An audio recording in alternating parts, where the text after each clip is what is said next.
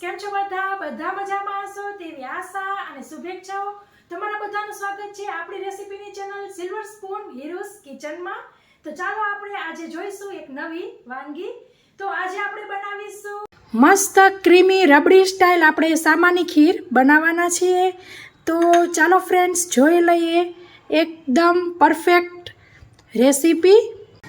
તો કોઈ પણ વ્રત કે ઉપવાસ હોય તેમાં મસ્ત મજા આવી જાય એવી એકદમ ફટાફટ બની જાય એવી રબડી સ્ટાઇલ આપણે સામાની ખીર બનાવીશું।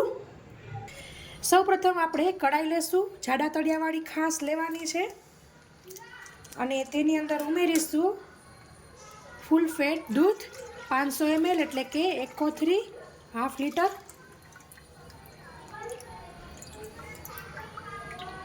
પછી આપણે ગેસની ફ્લેમ ચાલુ કરીશું અને સરસ દૂધને ગરમ થવા દેવાનું છે।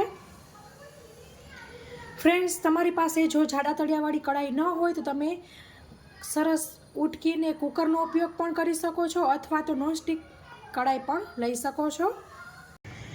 પછી આવી રીતના જે મોરૈયો સામો આવે છે તે આપણે લેશું। ઘણા લોકો સામાના ચાવલ અથવા તો સામાના ભાત અથવા તો ભાગર પણ કહેતા હોય છે। તો તે આપણે આવી રીતના ટેબલ સ્પૂનના માપે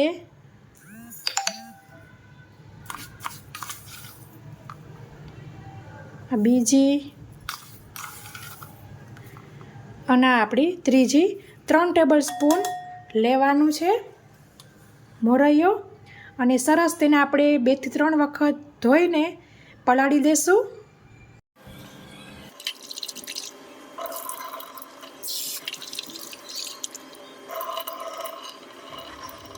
તો સરસ ધોવાઈ ગયો છે અને હવે આપણે તેની અંદર થોડું પાણી ઉમેરીને પલાળવા દેશું। ત્યાં સુધીમાં આપણે આગળ વધીએ।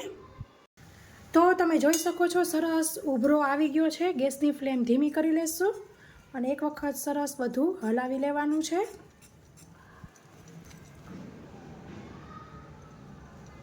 હવે આપણે તેની અંદર ઉમેરીશું ખાંડ।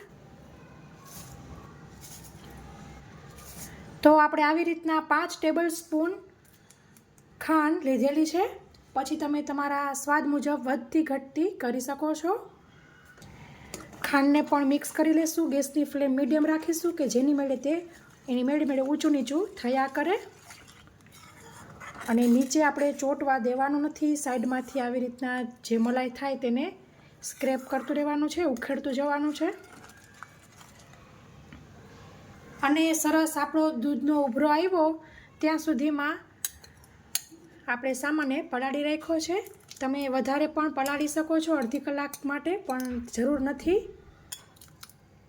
તો આપણે બધો સામો એડ કરી દઈશું અને પાછું આપણે મિક્સ કરી લઈશું।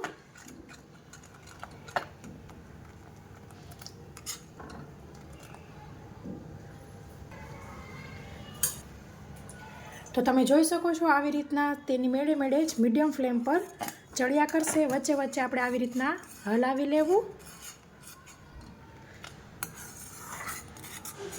જાડા તળિયાવાળી કઢાઈ હશે તો તમારે શાંતિ રહેશે, નીચે ચોંટવાની બીક નહીં રહે। ખાસ નીચે ચોંટવા નથી દેવાનું, નહીંતર ખીરમાં વાસ બેસી જશે અને તમને સ્વાદમાં ભાવશે નહીં।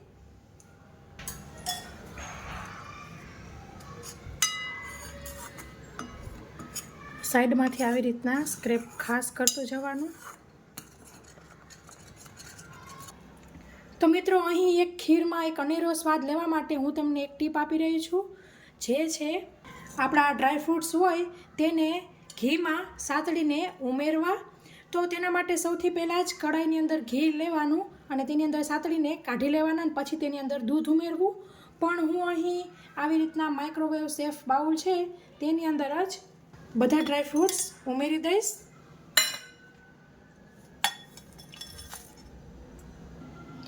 અને આવી રીતના થોડું એવું ઘી ઉમેરી દેવું।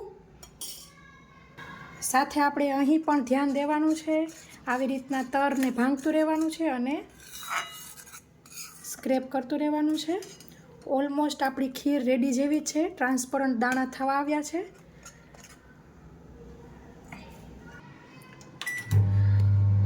આવી રીતના ડ્રાયફ્રૂટ્સને આપણે માઇક્રોવેવમાં જ સાતળી લેશું.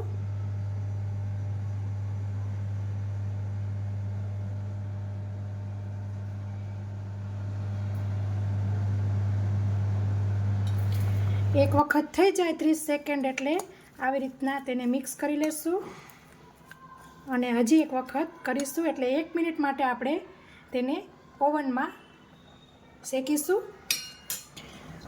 પછી આપણે તાજી એલચીનો પાવડર લેવાનો છે, તો તેના માટે થોડીક એલચી લઈ લીધી છે અને આવડો નાનકડો ટુકડો જાયફળ લઈ લીધો છે અને થોડીક એલચી વધારે જ લઈ લીધી છે કે જેથી ચામાં પણ બીજે દિવસે કામ આવે. તો પીસી લેશું. તો સરસ પાવડર થઈ ગયો છે. ફોતરાને આઘા કરીને પાવડર લઈ લેશું. વચમાં એક વખત હલાવી લેવું.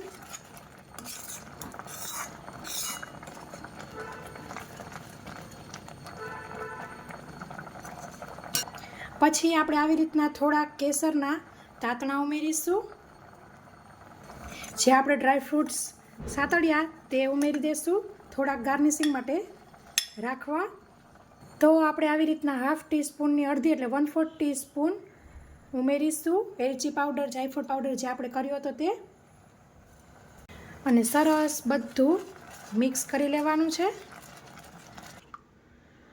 તો સરસ આપણી ખીર બિલકુલ રેડી છે. તમે જોઈ શકો છો તેનો એકદમ દાણો ટ્રાન્સપરન્ટ થઈ ગયો છે.